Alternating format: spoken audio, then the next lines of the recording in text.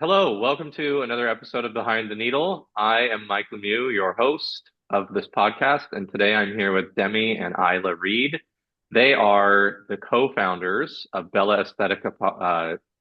They are the co-founders of Bella Aesthetica Med Spa in Albuquerque, New Mexico, and they're really cool and really unique because they are not just co-founders and co-owners, but they are a mother-daughter duo. And I think that I think it's fascinating when people work with family for a lot of different reasons. I have worked with my older sister off and on for the past 20 years and 25 years, and that's been really good. Um, I would definitely say there are some people in my family I would not choose to work with. No offense to them, I still love them. But I think Right. that the dynamic of having your mom or having your daughter work with you is really telling for a lot of reasons in the fact that you guys get along very well. You both have good work ethic because it can be a mother-daughter relationship that there can be clashes, there can be battles there, skirmishes, especially as you're getting older. Um, but it's really cool for me to see that you guys are working together. And I want to talk about that dynamic as well. But first, let's say hello. Hello. Hi. We're really excited to be here, and this is an amazing opportunity. Thank you. Yeah, yeah, I'm excited to have you on. So you're both born and raised in Albuquerque. Yes. And Isla, were you a nurse or in the field before and Demi kind of joined and followed your footsteps, or did you start as an esthetician? Kind of give us an intro about kind of how you got into the space first. I actually have been a neonatal nurse practitioner for, I don't know, 20 some years. Uh-huh. Um, I got my RN and then I went back to school for neonatal. I've always been in a NICU, the babies, everything like that. Yeah. That's what I've been doing. Demi started nursing school later. So I was not in the field, needless to say. Demi started going to school for nursing and actually also went into the NICU. And then she, I think, was really interested in the aesthetic side of stuff early on, I would say. Yeah, while I was still in school. Yeah. And so I think she brought it to me. I've been in nursing for a really long time, been doing the same thing for a really long time, and I think it sounded like an interesting change. Yeah. Because like doing neonatal ICU can get, you kind of can get a little burnt out from doing that. It's very intense, that kind of thing. So it sounded like an interesting change. I also have always been into art, and that artistic side of the aesthetics also appealed to me. Um, Also anything with anti-aging and all that kind of stuff is always kind of appealed to me, especially now that I'm getting older. So I think the whole thing just sounded really cool and interesting to do. So we initially got approached by another clinic. It was actually like a lash studio kind of thing. But anyways, they had approached us because they wanted to start a medical spa part of their business. And so they had approached us about doing that. And so we initially were going to start with them. We ran into a Uh-huh. little bit of hiccups with working with them. Um, and so we ended up leaving and we were like, why don't we just do this ourselves? So we just went 110% and just started doing it on our own. So that's kind of how that all started. That is wild to me. I can understand the burnout and the heaviness of being a NICU nurse would probably be greater than I would ever want to feel in my life. Yes. And so you're going through and you're like, this has been a great career so far. I kind of feel like I want to move out to something else. So Demi comes to you and she says, hey, I've been thinking about aesthetics. And so you both kind of went in at the same time. Yeah. Yes. Yeah, we were Wow. when we were approached at the other clinic, they needed a medical director and a nurse, and we were like, let's go. We can do this. And then ultimately things just didn't work out. So the day Yeah. that everything kind of ended, we went online right away. We got an Instagram name, we got an LLC, we did our domain for our website, and we were like, we're gonna do this. This is what we're gonna do. And Yeah. we ended up finding a space within like 4 months or so of us us, ending that relationship, and we opened our Wow. own thing like a month later. Wow. Yeah.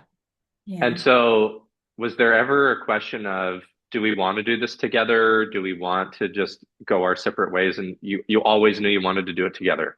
Not really. I mean, we kind of like we were planning on starting together at that other clinic anyways. And then when it kind of happened, I mean, we both just went like, you know what? We could do this ourselves. Like we have the medical director, we have, we have everything. Like, what do we need somebody else for, really, Yeah. ultimately?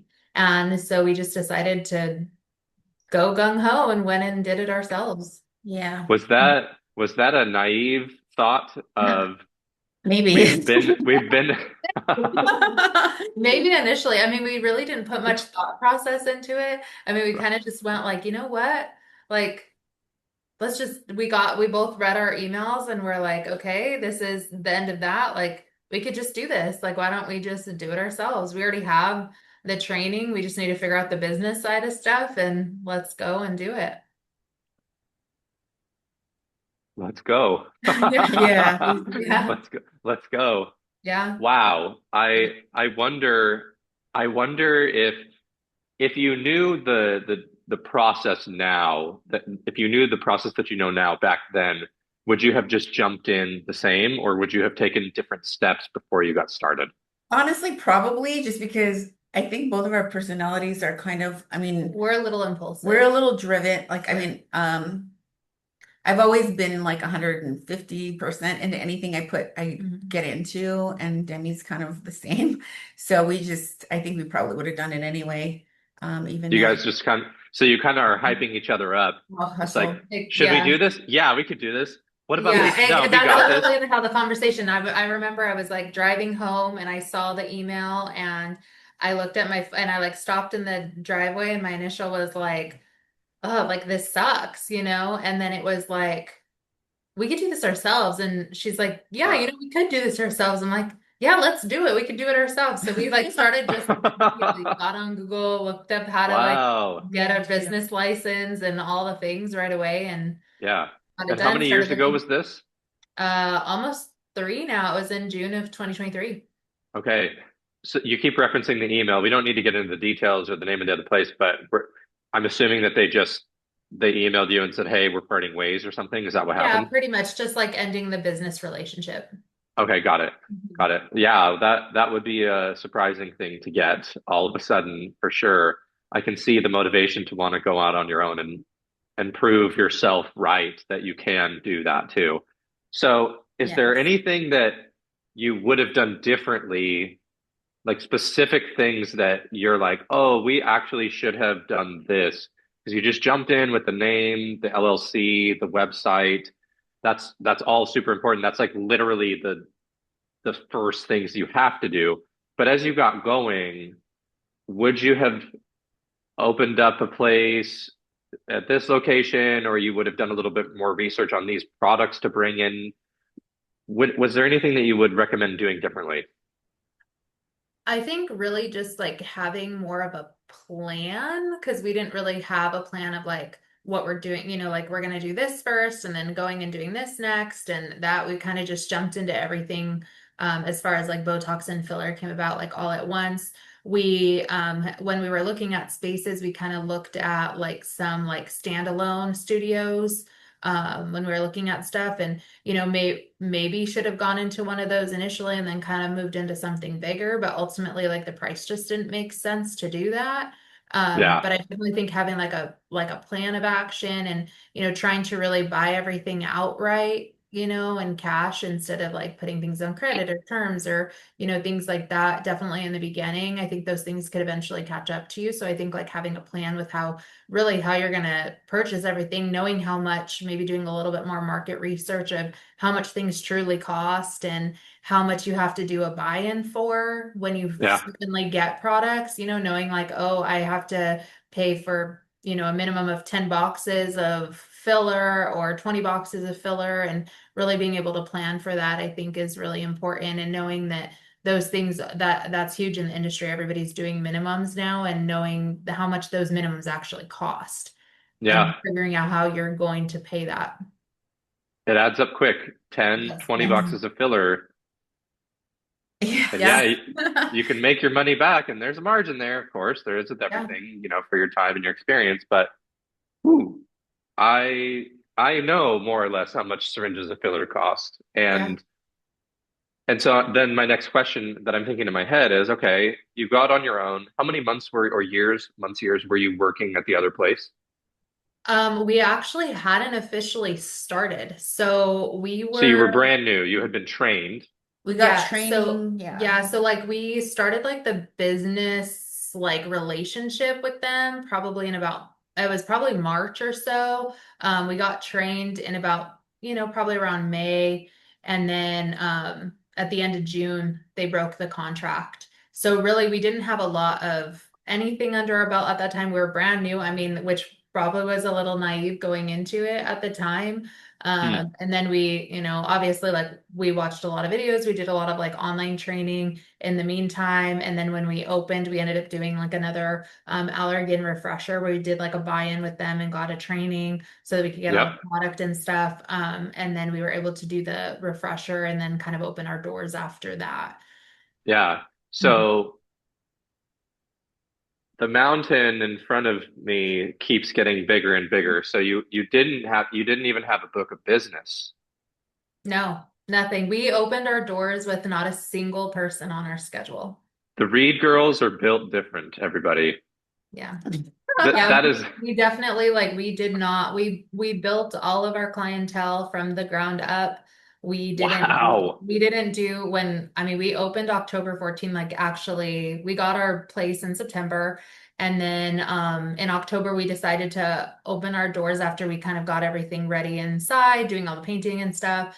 And then officially in October on the 14th, we were like, okay, we're doing our grand opening. We kind of marketed a little bit on Instagram, and like kind of like did our Google business profile, stuff like that. And then we pretty much opened and we didn't have anything on the books. And we Yeah, just, that's what I was going to ask next. Like, what the heck did you do in order to get your first clients? Was it family and friends? no, we actually used our family and friends as like our models initially when we had Okay. did our refresher with Allergan. And we just started like running like some basic boost post on Instagram when we first, because we didn't know Wow. anything about marketing or anything. And I would say Right. within about a week, we had our first patient in there. And then it Holy slowly, crap. yeah, and it just slowly started doubling. So every single month, we just slowly started doubling and we started getting really busy, probably within about, I don't know, 3 months or so. And we decided to like buy a diamond glow and we hired our first esthetician like 4 months later. Well, who are you guys? This is crazy and amazing. Yeah, because I know a lot of places, like typically they work somewhere, people know them, and then they end up Yeah. and following them ultimately wherever they went. Yeah, we didn't have any of that. So No. our complete like books that we have now, we built all from the ground up. Wow. Yeah, when we first Wow. started with nothing. I'm impressed. See, I didn't know this coming into the interview, and this I'm never told this. I'm told things that are similar or different, but you really grabbed the bull by the horns and said, "We're the Reed girls. We got this. We're gonna go do it." Yeah, I I'm mean, we constantly are just like, yeah, we're doing, we, like she said, we put 150% into anything. So we're like, we're gonna make this happen, we're gonna make and this. then to me it goes, being a nurse is cool. I think I should be a nurse practitioner. Kind of. Sort of that's how it went. We actually both decided to go back to school. Isla, So, you're doing it too, or you finished? So I'm done. I got a post grad in family practice. I just finished in February. mhm. So Okay, like and I did that because our eventual goal is to add wellness, so hormone therapy, yes, some other things, that's exciting. That's evolving from exciting. that. But yeah, because that's like a huge passion of mine also and so we're gonna try and get I that love that. integrated into I the love that. We'll talk plan. about that in a moment because that's exciting, and I want to know more so that you can explain and share kind of the thought process there and the products and services you offer for that.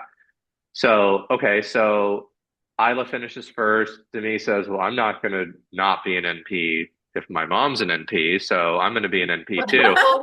We actually kind of did it at the same time. So, we both were like, we probably both need to go back to school to get our family nurse practitioner.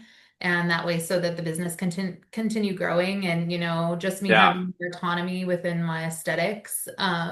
And so we both decided to go back pretty much, I mean, close to around the same Yeah, it's time around the same frame time. that we decided to go back. I think she started a little bit before I did, Yeah. probably like what, March of 2024 or so. And then I started in August of 2024. And then yep. we've just been kind of going since then. And she just graduated like a month ago and finished and got her license. And then now I graduate in August. That's fantastic. Isla, where did you go for your NP? I went to Grand Canyon for Okay. mine. Yeah, I looked at Vanderbilt, but even for Uh-huh. postgrad, it was like pretty intense and it's expensive. Yeah, Yeah, So I the decided actual Grand Canyon. curriculum is a little Yeah, a little crazy, yeah. which is that's why I what I've decided heard. to And go full time. you have to come to campus once a month. And Yeah, I work, I have to like I still have to work my other job. So I was like, I can't fit that yeah. kind of regimen into my life. That's But tricky. Grand Canyon is a great place. A lot of nurses, NPs go out to Grand Canyon that I've talked to, a lot of them. So that's great. yeah. So, okay, wow. So you hire an esthetician 4 months after opening, Hmm. which is so amazing. You get a diamond glow, you're doing microneedling. What other treatments do you guys have that people may not know about that you carry in the clinic that are your current customers? I think like one of our big ones right now, that we've had, we got it in June of last year, so 2025. We ended up getting the Tetra Pro, which has like the cool peel on it. And I Yep. think that's probably one of the biggest treatments that we offer right now that people are loving. I think it's really Mm, hot in the market at the moment. And honestly, it's probably three microneedling sessions in one. And so that's really where we get that really good like glow and skin rejuvenation and stuff like that. And I think yeah. that's probably the big one right now that people are really loving in our practice. Yeah. I had a cool peel. It's been a few years and I loved it too. It's the So best. walk me through the process. Like, who is it ideally for? Can anybody get it? And why would they? I think like honestly, I've had as early as a 21-year-old get it, all the way up to somebody who's 76, I believe. Hmm. And to be honest, I think it's great for anybody. So just really giving that glow, tightening the pores, helping with the skin texture, the pigmentation, redness. Honestly, it helps with everything. And so I Yeah. think Why would a 21-year-old get it though? Because all those things typically don't happen that early, right? Or did that? yeah, so actually we utilized her cool peel to help with her acne. So Oh. because it kills a lot of things on the surface and then it helped with the pigmentation and like the PIE and PIH from like her previous treatments or just picking at her acne and then helped with helping with the scarring a lot. And what's PIE and PIH? It's the post-inflammatory erythema and then post-inflammatory hyperpigmentation. And so Okay. yeah, so she actually she sent me a picture yesterday, funny enough, and her skin looks amazing. Wow. You'll have to send me a picture. Maybe I can add it if she's cool with it. I Yeah. can add it to the podcast so that people watching can see that. That's awesome. Yeah. And so Cool Peel's super hot. You're doing microneedling, you have a dime glow.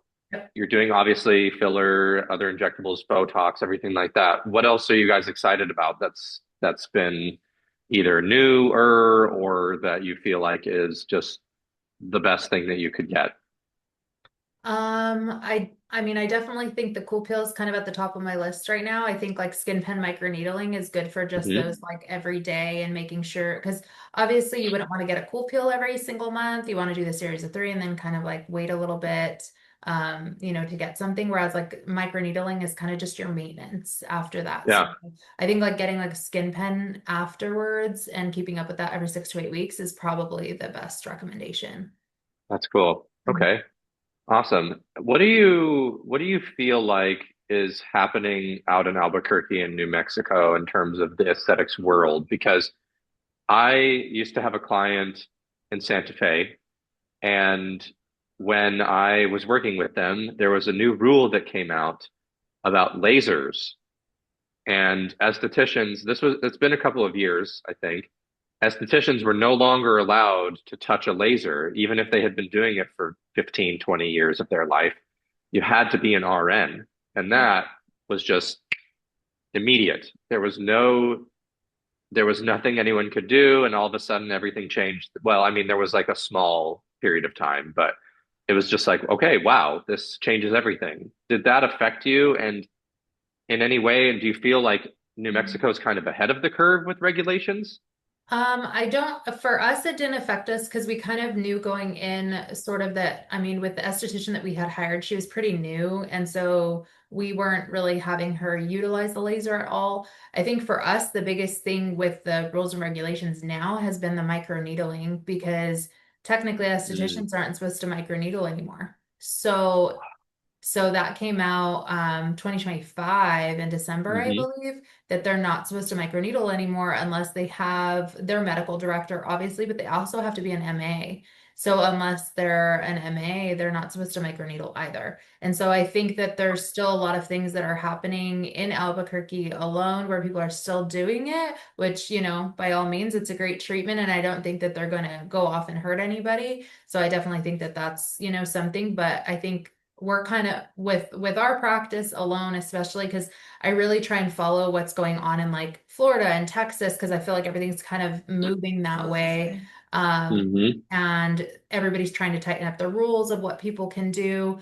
And I think we're kind of just trying to follow those regulations. So making sure that everybody has like correct training for everything that they're doing, making sure that we're, the estheticians aren't running the lasers and doing the microneedling. So it's mostly like the RNs and the NPs that are doing the microneedling and the lasers. And they're really just more for facials and chemical peels, and like lash lifts and tints and brow lamination, stuff like that.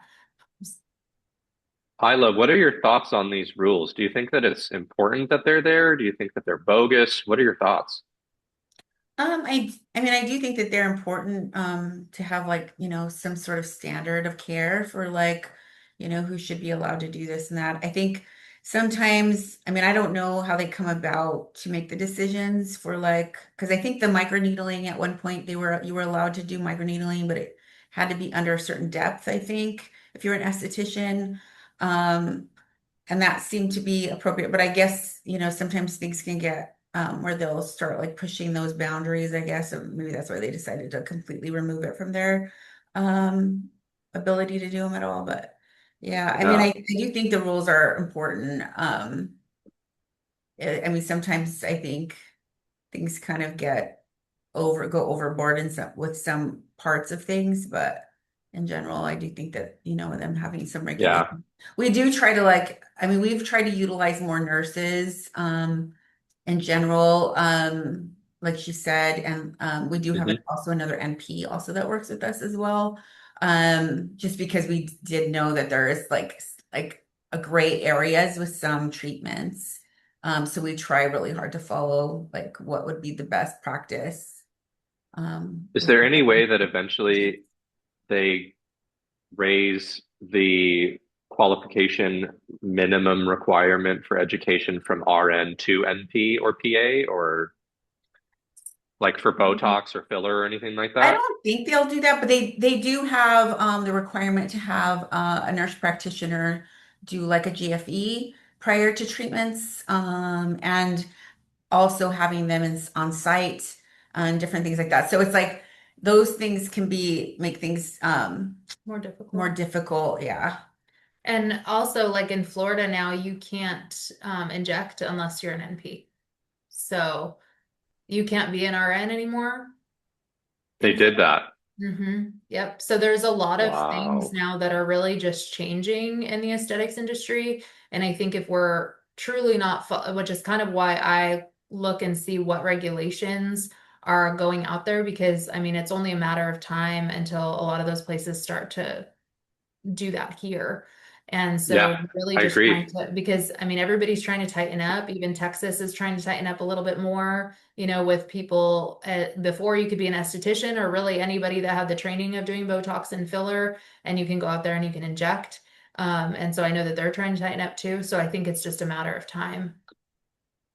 People that don't have the right education are gonna unfortunately botch the treatments. There's no other way to say it. So I think Right. it's a good thing. I don't know who makes these rules. Like who decides? Is it state by I state? I think it's state by state, and typically it's the medical board of whatever state you're in, is what I've been, looking at. And obviously, our nursing board follows like our regulations of what we can do, and then the medical board more is like, as like medical directors and Overseas. MDs, and yeah, they're overseeing that and just making sure that people are, following things correctly. I definitely think a lot of places are tightening up more so is because there's a lot of off-label uses that are being done. People are doing a lot of off-label stuff, but then they're also like all of these fake Botox out there, getting like lip fillers that are like the hyaluron pens, and then people are having to go through and try to dissolve those and they don't dissolve. And so there's like a lot of things that are happening. I've had a lot of clients come in with stuff like that where they got it done and it's kind of everywhere and it doesn't do anything. It's just a gel that they put in there. They don't even know what's they're doing, and it's just somebody who got trained online and they were able to, you can order them online with the needles and everything. Holy crap. That's terrifying. Yeah. That is actually terrifying. What questions should people ask their provider when they're going in, either for the first time visiting them or talking about a new treatment that they've never had, so that they can understand, like, what am I actually getting? What questions should they ask? I think like obviously looking at, qualifications for like, are they an RN? What products are they using? One of the things that we've been really, trialing this year is making sure that when we're in the treatment room is that we're opening up the syringes in front of the In patients front of so them? that, Yeah. so that they know exactly what's being used, because a lot of places have med rooms where they go and they drop the Botox, so they're getting the filler and then they're in their back filling and things like that. And you don't actually know what's going in. So I think like asking those questions and seeing exactly like what products being used, what are your qualifications for, offering this product, how long have you been injecting, stuff like that. And I will say, like, coming from somebody who's brand new, who really didn't, I mean, like I said, I didn't have a lot of training going in, and, neither did she. And we kind of just, really trial by error. And so like learning everything that we've learned in the last 3 years, I think it's really important that like people have adequate training and so that they really know how to handle like emergencies and stuff too. Because if you're going in and you're getting a hyaluron pen done, they probably don't have any emergency protocol on hand. And so Right. making sure like, do you have an emergency protocol? Do you, what are you using for those things? That type of stuff, I think is really important in case something does Yeah. happen in the treatment room, that they know how to handle it adequately. And I've seen videos showing the vascularity in the face, especially the lips, when the Hmm. injectors are jokingly saying, like, hey, my customer told me today, please don't let me bruise. And then it's literally just like our lips are one big vein and artery. I feel like there's just so much there. It's like this web Right. of veins and arteries. And so it's funny, but also when you're thinking about it, putting something in there, if you're not aspirating, which if you don't know what that is and listening, it's when you poke a needle in there and before you inject anything, you kind of pull it back to see if you're in an artery so that you don't put filler in there, right? Am I right? Yep. Right. And then if you're not, like if no blood comes into the syringe, that's when you can put it in there. So if you're kind of doing it blindly or you're not aspirating, that's a massive red flag, I think, because you don't know what you're poking into exactly. Everybody's vein placement is different, right? So I think that all these regulations are super important too. Do you think that it could ever be to the point where NPs are no longer to inject? Like it could be it would have to be an MD or a DO? I don't I don't I don't think think so. I mean the one thing with I mean I don't know. I mean I guess you can never say that will never happen, but um I would say that nurse practitioners across the United States are getting increased, like more independent practice in the states is kind of like increasing. New Mexico has Hmm. independent practice for NPs, so we're not required to work under a physician. Yeah. And that's expanding across the United States, so more and more states are getting independent practice. I mean, could it backtrack? I suppose, but I doubt that would happen. So I don't see that. I don't foresee that being Yeah. an issue. But yeah, for sure, like nurses not being able to inject is possible. I think there may come a time where there's actual schooling for like an aesthetic NP type thing. I could see that foresee Mm. that being a case. Right now there isn't.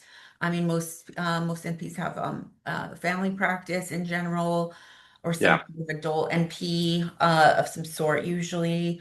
But I know there's like some germ certifications for NP. I'm sure there's going to be in the future aesthetic. It's just such a growing field. And like already like New Mexico had put in I think in 2024 they started their whole stuff with aesthetics and trying to put some regulations around aesthetics because it's just like blowing up in like New Mexico, and trying to put Yeah. regulations like everybody's supposed to have a certification in aesthetics if you're injecting. And they started that like what 2024 I think is when Yes. they had that come out.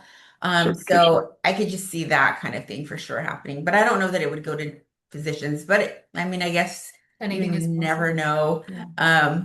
how things go. Yeah. All that. Hopefully not, because, you know, for so many obvious reasons.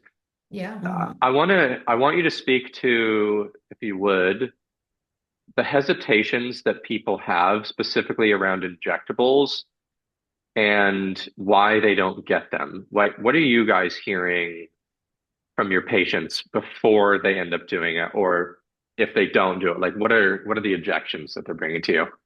I think like one of the biggest things that I've had, because the majority of the patients that I see are brand new to injectables, a lot of them. Mm, hmm I see a lot of people that are wanting natural results, and I think that that's the biggest thing is social media has really screwed the idea of what an injectable really looks like. And I think a lot of people are trying to bring that more education out now that an injectable doesn't have to look fake for you to get it in your body. You know, lips don't have to be overfilled, cheeks don't have to be overfilled, your forehead doesn't have to completely not move at all. And so I think it's really just a lot of people when they come in, they just don't want to look fake. They don't want to look like they've had something done. They want to continue looking like themselves without looking like somebody else. They want to, they don't want to have these like massive cheekbones because they're already really cheeky or they already have big lips. They just want them to be a little bit more hydrated. So I think it's really Uh-huh. just more about, you know, the social media aspect and really just even some of the stuff like I think like it was what The Bachelorette. I had a bunch of people ask me about that when she had come out and it was, she had like really overfilled cheeks and lips and stuff. And I think she was like 21. And so everybody was, freaking out about that. A lot of the times it's their husbands too that are worried about them getting stuff done and they don't Mm. want them to look fake. And so they're like, no, absolutely not. Like, don't get lip filler. Like, you don't need that. And then they get it done and they look great. So I think that's probably the biggest thing right now. Yes. Yeah. Yes, they do. Mhm. I think the husband, so like I'm an anomaly here. I'm married. I'm an anomaly because I understand what natural results can look like because Yeah. I've seen it so many times. But if the only thing you ever saw was a botched Hollywood plastic surgery job, not even filler Yeah. talks, you're immediately going to think, "Oh my actual goodness, what is happening right now?" If my partner looked like this, I don't think I could ever look at her again, right? Like you're jumping to the worst because that's what is getting views for the people who created that piece of content, whether it was mainstream media or social media, that's what gets views. It's the shock factor. Yeah. So I think what you said and being educated on what real natural results look like, whether you're just hydrating the lips and adding a little bit of filler or some type of HA based, injectable there, or you're just restoring lost volume to the cheeks if they were on a GLP-1 and lost a bunch of weight and lost volume in the face, or even adding to the chin so that it's proportional properly to the rest of the face for the first time in their life. There's so many reasons why you can get it. But I love what you're saying in your approach about just being natural because that's what anyone should look like, right? Like no one should look like anyone other than themselves. And I personally feel like that's been the whole goal of injectables since I've been in this space for several years from what everybody's telling me is just, no, it's just to enhance what's already naturally there. And really, a lot of it's restoration, especially the older we get, right? So I agree with you on that. Are there any other things that they're saying other than I don't want to look fake, I want to still look like myself or my spouse? said no? Or are there any other objections that people are coming up with? I think the other thing is like how expensive it is. Hmm. I think that's probably the other one is like, wow, that's so expensive. I didn't realize it cost that much. Um, I think that's probably the other one. I actually had a client, it's been a little while, probably about a year and a half, because I think more things on social media now. People are kind of being transparent with what the numbers look like when you're trying to get services done.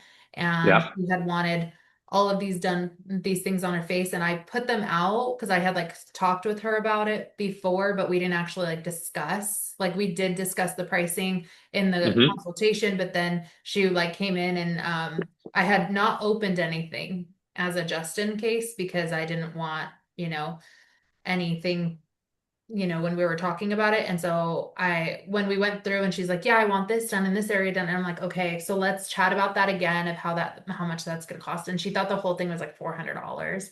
And I was like, yeah, it's definitely a lot more than that.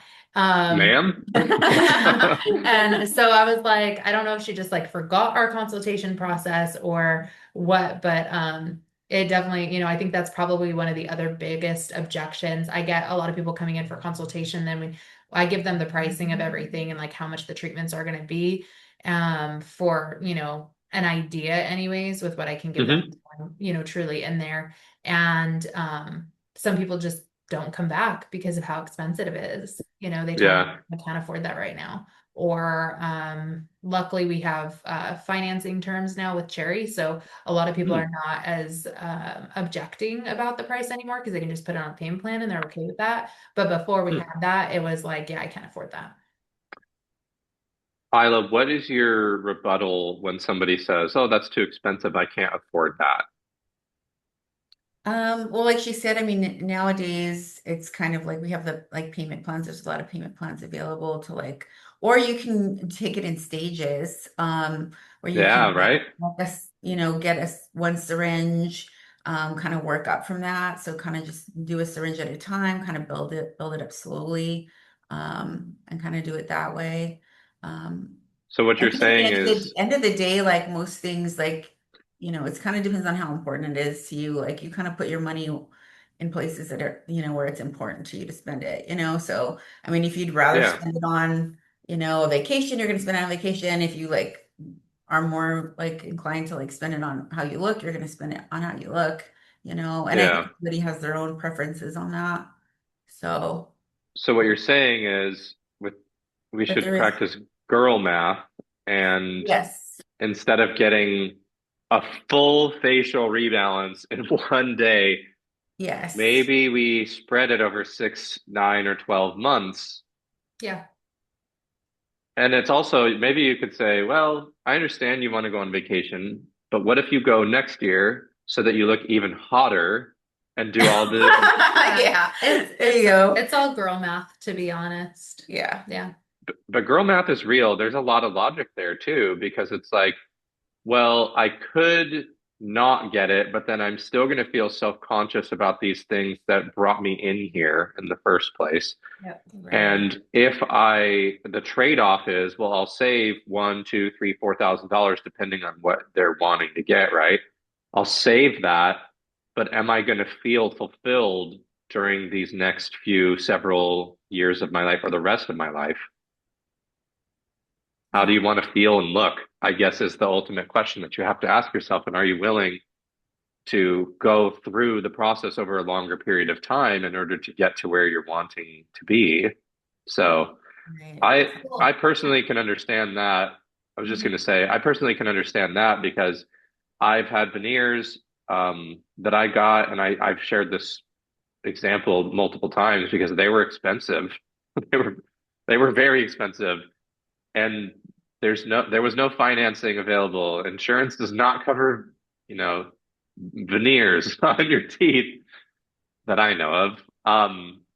If they did, I would have done it, but you just have to make the decision. But I did it for myself because I was so self-conscious of my smile, and I felt like I wasn't myself. And so if you can get that back and you can actually feel like you're who you truly are, it is life changing, and you can do that. So that's kind of what I would say to someone who's thinking about or saying, well, that's too expensive. It's not too expensive. You just have to look at it from a different lens of what are you willing to not have or do in order to get this that you're looking for. But to me, what were you going to say? It's just really all about like the priority, right? Like if you're coming in for the treatment, it's obviously something that's bothering you. You know, if you're coming in and you're like, hey, like my nasal labial folds are really deep, like, can we fix that? And then I give you a price and you're like, yeah, that's too expensive. I mean, it's kind of the same thing that you said, like, what are you willing to trade off to make this happen? Because Yeah, most people, I mean, if they truly want it, like they're gonna find the money somewhere. You know what I mean? Whether it's yeah, through a payment plan or, saving a little bit, not getting their Starbucks every day or eating out every day, like they're gonna figure it out if it's something that they truly want. And I think in this industry, it's come to like the pricing has become a huge thing in the industry. mm, And yeah, a lot of people are looking at like, oh, well, how much is it for a syringe of filler? How much is it for a half syringe of filler? And they think that they're just paying for the product, but really what they're paying for is they're paying for your expertise. They're paying for yeah. like the knowledge that you actually know about where it's being placed. They're paying for that result that you're able to give them.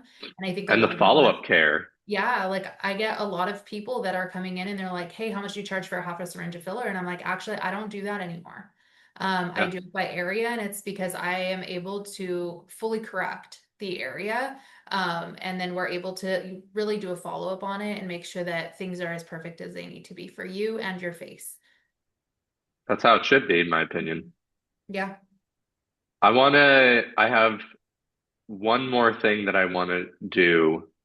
And I think it's so special. Like I said before, I think it's so special that you have the dynamic of mother-daughter that you do and you're working together successfully. That it's amazing to me. I would love to give both of you an opportunity to just tell each other what you admire most about the other so that you can kind of share so that you can share like as genuine and heartfelt as you can because I think Yeah. it's really important to have moments like that because as your dynamic has evolved, you got to make sure that you still keep it a mother-daughter relationship as much as coworkers and co-founders and co-owners. And so, what would you like to tell each other? Whatever you want. Go ahead.